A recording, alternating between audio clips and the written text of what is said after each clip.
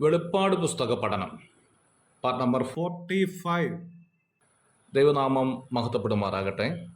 വെളിപ്പാട് പുസ്തകം 12-ാം അധ്യായത്തിൽ ഇസ്രായേലിന് സംഭവിക്കുന്ന ദാരുണമായ സംഭവങ്ങളെക്കുറിച്ചും അതിൻ്റെ മധ്യത്തിൽ ദൈവത്തിൻ്റെ അഗാധമായ കരുതലിനെക്കുറിച്ചുമായിരുന്നു നാം ചിന്തിച്ചത്. ഇന്ന് നാം ചിന്തിക്കാൻ ആഗ്രഹിക്കുന്നത് 13-ാം അധ്യായത്തിൽ നിന്നുള്ള ചില കാര്യങ്ങളാണ്. വെളിപ്പാട് പുസ്തകം 13-ാം അധ്യായം വളരെ പ്രധാനപ്പെട്ടതായ ചില വിഷയങ്ങൾ വെളിപ്പെടുത്തുന്ന ഒരു അധ്യായമാണ്. വേദപുസ്തക വ്യാഖ്യാന നിയമം അനുസരിച്ച് വേദപുസ്തകത്തിലെ ഏതെങ്കിലും പ്രത്യേക ഭാഗങ്ങൾ പഠിപ്പിക്കുവാൻ പ്രയാസമുള്ളതാണ് എന്നറിഞ്ഞാൽ കൂടുതൽ വ്യക്തമായ ഭാഗങ്ങൾ ഉണ്ടോ എന്ന് അന്വേഷിക്കുക പതിവാണ്. ഇതേ വിഷയം തന്നെ ദാനിയേൽ പ്രവചനം 7-ാം അധ്യായത്തിൽ കാണുന്നതിനാൽ വെളിപ്പാട് പുസ്തകം 13-ാം അധ്യായത്തിലെ വിഷയം പഠിക്കുവാനായി ദാനിയേൽ പ്രവചനം 7-ാം അധ്യായത്തിലേക്ക് നമ്മൾ ശ്രദ്ധ തിരിക്കേണ്ടതായിട്ടുണ്ട്. ദാനിയേൽ പ്രവചനം 7-ാം അധ്യായത്തിലേക്ക് വരുമ്പോൾ മൃഗത്തെക്കുറിച്ച് പഠിക്കുന്നതിന് മുമ്പായി പഠന വിഷയമാക്കേണ്ട 3 പ്രധാനപ്പെട്ട കാര്യങ്ങളുണ്ട്. ഒന്ന്, രാത്രിയിലാണ് ദർശനം കണ്ടത് എന്ന് ദാനിയേൽ പ്രവചനം 7-ാം അധ്യായത്തിൽ നാം കണ്ടു. 4 കാറ്റ് സമുദ്രത്തിൽ അടിക്കുന്നു എന്ന് രേഖപ്പെടുത്തിയിരിക്കുന്നു. ഈ പ്രധാനപ്പെട്ട 2 കാര്യങ്ങളുടെ അർത്ഥം കണ്ടെത്തിയാൽ മാത്രമേ മൃഗത്തെക്കുറിച്ചുള്ള പഠനം നമുക്ക് മനസ്സിലാകുകയുള്ളൂ എന്നുള്ളതാണ് സത്യം. രാത്രിയിൽ ദർശനം കണ്ടു എന്ന് ദാനിയേൽ വെളിപ്പെടുത്തുകയാണ്. ദൈവത്തിൻ്റെ സഭ ഭൂമിയിൽ നിന്നും എടുത്തു കഴിഞ്ഞ് ഭൂമിയിൽ ഉണ്ടാകാൻ പോകുന്ന എതിർക്രിസ്തുവിൻ്റെ ഭരണകാലത്തെക്കുറിച്ചാണ് ഈ ഭാഗം വിവരിക്കുന്നത് എന്ന് മനസ്സിലാക്കാം. കർത്താവ് ഗിരിപ്രഭാഷണത്തിൽ പറയുകയുണ്ടായി, നിങ്ങൾ ഭൂമിയുടെ വെളിച്ചമാകുന്നു എന്ന്. ലോകത്തിൻ്റെ വെളിച്ചമായ ദൈവമക്കൾ ഭൂമിയിൽ നിന്നും മാറിയാൽ ഭൂമി അന്ധകാര നിമിടമായി മാറുന്നു എന്നതിൻ്റെ സൂചനയാണ് ഇവിടെ നൽകുന്നത്. ഇപ്പോൾ തടുക്കുന്നത് എന്ത് എന്ന് നിങ്ങൾ അറിയുന്നു. അധർമ്മത്തിൻ്റെ മർമ്മം ഇപ്പോഴേ വ്യാപരിക്കുന്നുണ്ട്. ഇതുവരെ തടുക്കുന്നവൻ വഴിയിൽ നിന്ന് മാറിപ്പോക മാത്രം വേണം. അപ്പോൾ അധർമ്മമൂർത്തി വെളിപ്പെട്ടു വരുമെന്ന് 2 തെസ്സലോനിക്കർ 2-ാം അധ്യായം 6-ാം വാക്യത്തിൽ നാം കാണുന്നു.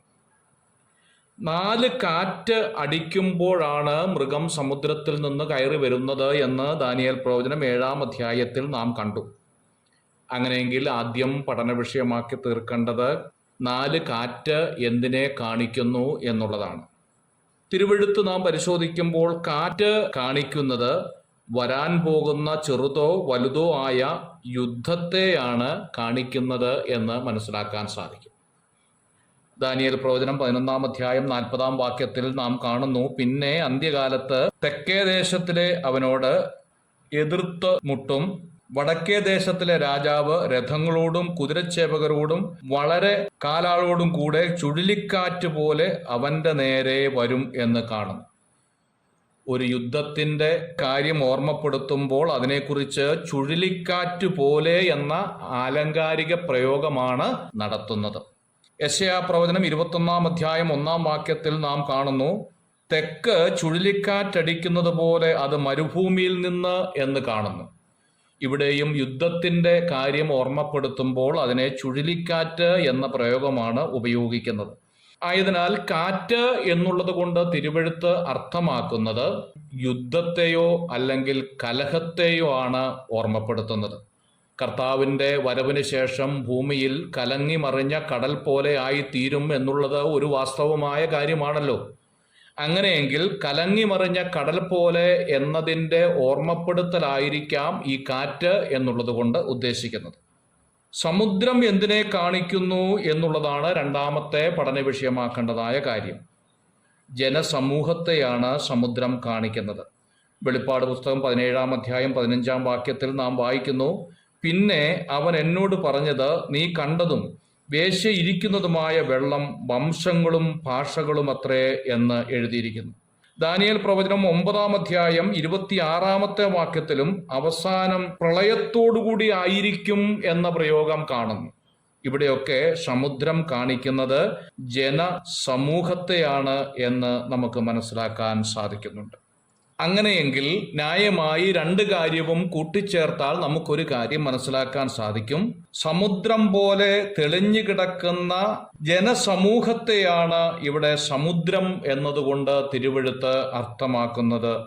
4 കാറ്റ് ജനസമുദ്രത്തിൽ അടിക്കുമ്പോൾ ആ സമുദ്രത്തിൽ കലാപമുണ്ടാകുകയോ പ്രത്യേക സാഹചര്യം ഉണ്ടാകുകയോ ചെയ്യുമ്പോൾ അവിടെ നിന്ന് ഉയർന്നു പൊങ്ങി വരുന്ന ഒരു രാഷ്ട്രീയ നേതാവാണ് ഈ മൃഗം എന്നതുകൊണ്ട് അർത്ഥമാക്കുന്നത് എന്ന് നമുക്ക് മനസ്സിലാക്കാൻ സാധിക്കും. മൃഗം എന്തിനെയാണ് കാണിക്കുന്നത് എന്ന് 49-ാം സങ്കീർത്തനം 20-ാം വാക്യത്തിൽ നമുക്ക് കാണാൻ സാധിക്കുന്നു. മാനത്തോടിരിക്കുന്ന മനുഷ്യൻ വിവേകഹീനനായാൽ നശിച്ചു പോകുന്ന മൃഗത്തിന് തുല്യനത്രേ എന്ന് കാണുന്നു.